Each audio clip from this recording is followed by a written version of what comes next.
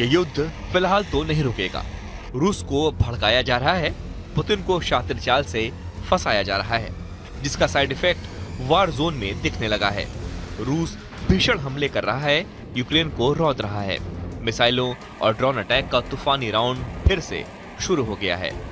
Trump ने इस पूरे युद्ध को ऐसा ट्रैप बना दिया है जिसमें किसी के समझ में नहीं आ रहा कि आखिर सुपर पावर चाहता क्या है, आखिर ट्रंप चाहते क्या हैं। एक तरफ ट्रंप ने संयुक्त राष्ट्र में रूस का समर्थन कर दिया और दूसरी तरफ ट्रंप ने ज़ेलेंस्की से ट्रेजर डील कर ली।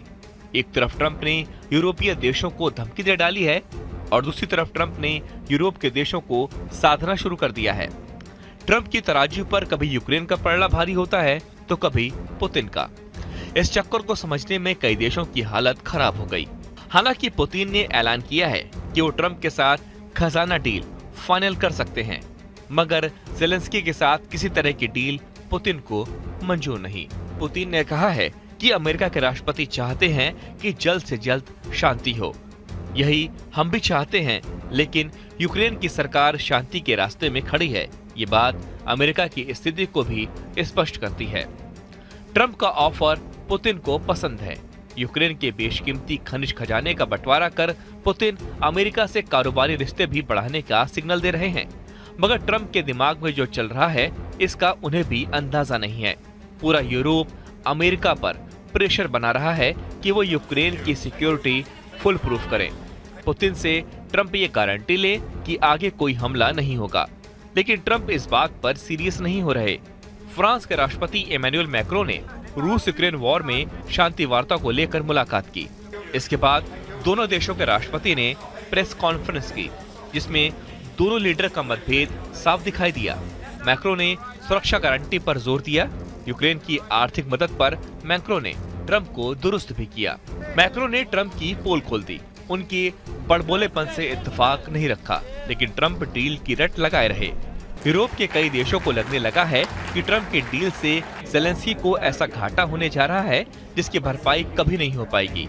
हालांकि ट्रंप इस बात पर डटे हैं कि यूक्रेन युद्ध समझौता कर पुतिन को खुश कर दें। ट्रंप की दलीलों में डाउट ही डाउट है।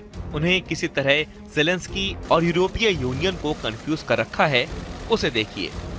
ट्रंप ने यूएन में ज़ेलेंस्की को झटका दिया। ट्रंप ने रूस को हमलावर देश नहीं माना। ट्रंप ने मैक्रो से लाइव कॉन्फ्रेंस में कर ली नोक-झोंक। ट्रंप ज़ेलेंस्की से खजाने की डील फाइनल कर चुके हैं। ट्रंप पुतिन को भी खजाने में हिस्सा देने का ऑफर कर रहे हैं।